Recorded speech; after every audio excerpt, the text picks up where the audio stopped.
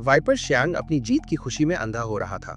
उसे एहसास ही नहीं हुआ कि उसके सामने खड़ा शख्स अब कोई बेबस इंसान नहीं, बल्कि वो युद्ध देवता था जिसकी आहट से साम्राज्य कांप उठते थे। जंग चेन, तुम्हारी ये हिम्मत! तुमने मुझ पर हाथ उठाने की जुर्रत कैसे की? वाइपर श्यांग ने अपने सूजे हुए चेहरे के उस हिस्से को अपने हाथ से ढक लिया जिसे अभी अभी एक जोरदार तमाचे ने लाल कर दिया था। उसकी आंखों में अविश्वास और खौफ साफ झलक रहा था। उसके चेहरे पर पड़ा वो लाल निशान किसी गहरे अपमान के जख्म की तरह उभर आया था। हॉल का पूरा मंजर जैसे जमसा गया था। वाइपर श्यांग की आंखों में हैरानी और बेइज्जती का ऐसा मिश्रण था जैसे किसी ने भरे बाजार में उसे नंगा कर दिया हो। उसे अपनी आंखों पर यकीन नहीं हो रहा था कि जिस कचरे को वो कुचलने आया था उसने उस पर हाथ उठाया। तो क्या हुआ अगर मैंने तुम्हें थप्पड़ मारा?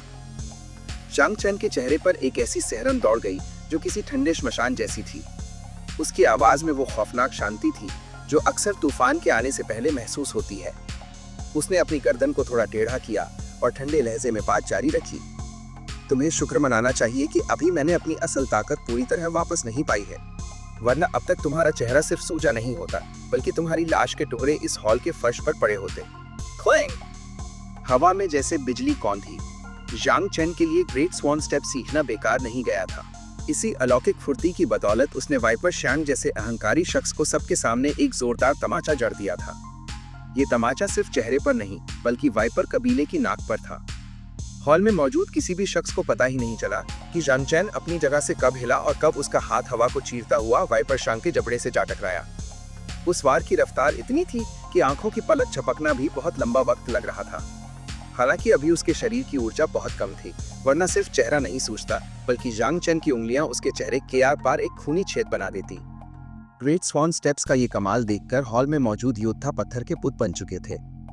पूरे हॉल में एक ऐसा सन्नाटा पसर गया जिसे काटा जा सकता था। जांग वेन्युआन, गद्दार सांटोंग और वाइपर वोरन, सबकी आंखें फटी की फटी रह गई थी। हर कोई बस एक ही सवाल खुद से पूछ रहा था, एक निकम्मे इंसान ने इतनी रफ्तार और सटीकता कहां से हासिल की? यहाँ तक कि जांग वेन्युआन, जो ओरिजिन क्रिएशन रेल्म के तीसरे स्तर पर पहुंच चुकी थी, वो भी जांग चेन के उन बिजली जैसे कदमों को साफ नहीं देख पाई थी। उनके मन में हलचल मच गई थी।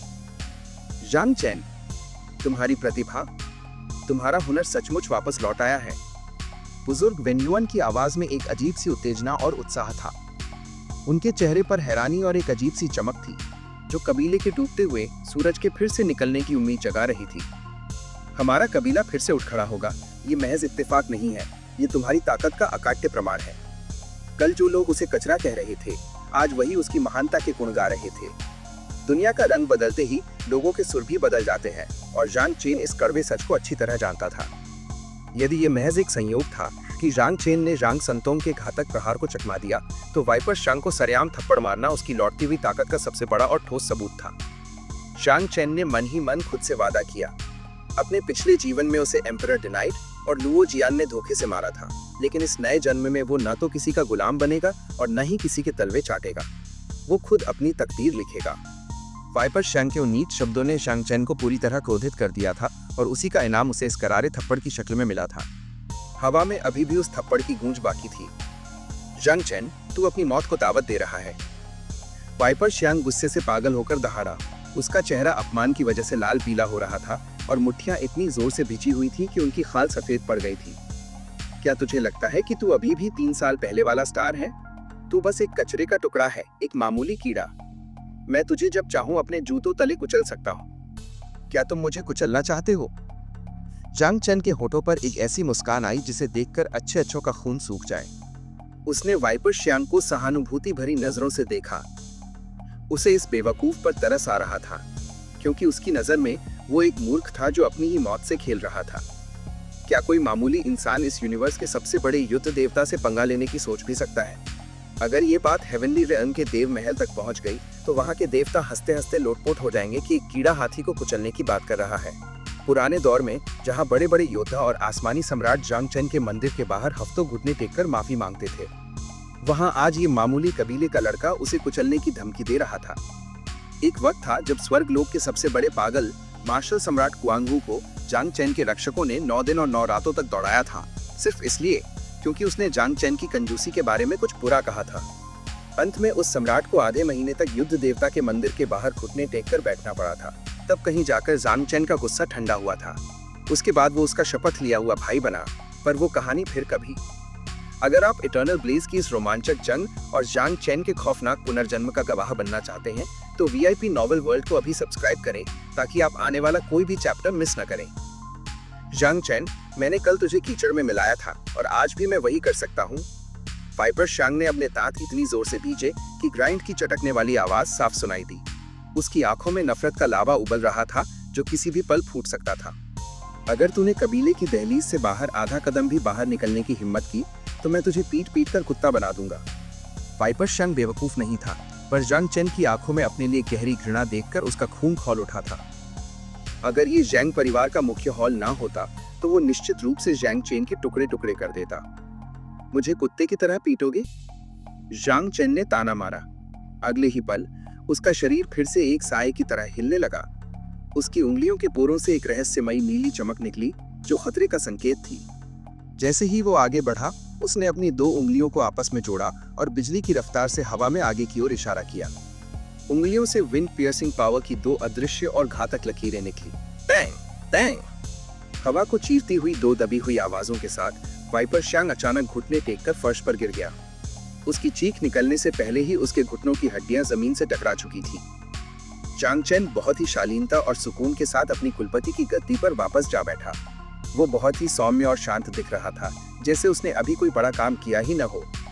उसने वाइपर शांग की तरफ देखने की भी जहमत नहीं उठाई। उसने ठंडे स्वर में कहा, छोटे बदमाश, ये तुम्हारे लिए एक सबक है। अगली बार सावधान रहना, वरना तुम्हारी अगली मंजिल श्मशान होगी। अंदर ही अंदर जांग चेन ने एक ठंडी आह भरी और अपना सिर हिलाया। यह शरीर बहुत कमजोर था। वो ईस्ट एम्परर फिंगर जैसी महान तकनीक का 1% हिस्सा भी सही ढंग से इस्तेमाल नहीं कर पा रहा था। कितना शर्मनाक है। उस समय को याद करते हुए जब वो अपने चरम पर था, तब एक शक्तिशाली स्वर्गीय सम्राट के लिए भी उसकी एक उंगली का सामना करना नामुमकिन था। उसे उम्मीद नहीं थी कि इस तकनीक से वो एक मामूली 9वें स्तर के योद्धा को भी नहीं मार पाएगा। वाइपर शांग की वर्तमान शक्ति 9वें स्तर के मेरिडियन योद्धा की थी, जो 3 साल पहले जांग चेन के स्तर के बराबर थी। पर आज के जांग चेन के लिए ये शक्ति महज बच्चों का खेल थी। अपने पिछले जन्म में जब जांग चेन 20 वर्ष का था, तब वो पहले से ही एक शक्तिशाली स्वर्गीय सम्राट बन चुका था। मार्शल आर्टिस्टों की साधना को 9 क्षेत्रों में विभाजित किया गया था। Origin meridian, origin spirit, innate, grand spirit, true essence, divine wheel, heaven evolution, god realm और सबसे ऊपर हेवनली एम्परर रेल्म। प्रत्येक क्षेत्र के आगे 9 छोटे स्तर थे और इन सबके ऊपर पौराणिक लेजेंडरी गॉड रेल्म था, जिसे छूना लगभग असंभव था और बहुत कम लोग ही इसके बारे में जानते थे। जांग चेन ने अपने पिछले जीवन में 9वें स्तर का स्वर्गीय सम्राट पद प्राप्त किया था, जो देवत्व की दहलीज थी। पर एक भयानक विश्वासघात ने सब कुछ छीन लिया और उसके मन में द्वेष भर दिया। लेकिन चूंकि वो पहले ही पुनर्जन्म ले चुका है, इसलिए वो निश्चित रूप से इस जीवन में उस पौराणिक देवलोक पर दोबारा आक्रमण करेगा और अपने दुश्मनों को उनकी सही जगह दिखाएगा। वाइपर शांग दोनों घुटनों के बल फर्श पर बैठा रहा। उसके चेहरे पर कोई भाव नहीं था, सिर्फ एक सन्नाटा था।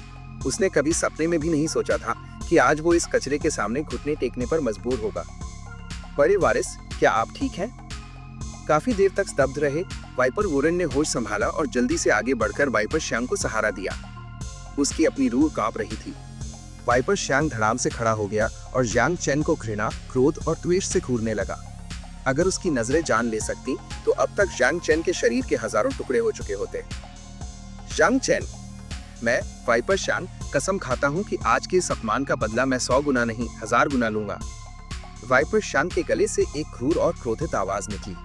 वो वाइपर परिवार का सबसे बड़ा युवा स्वामी था, जिसकी हर जगह इज्जत होती थी। आज सरेआम उसे तमाचा पड़ा और उसे घुटने टेकने पड़े। वो इस शिकायत को सहन नहीं कर सका। अगर वाइपर शांग में अभी भी थोड़ी सी भी समझ बाकी ना होती तो वो निश्चित रूप से दौड़कर जांग चेन की जिंदा खाल उतार देता।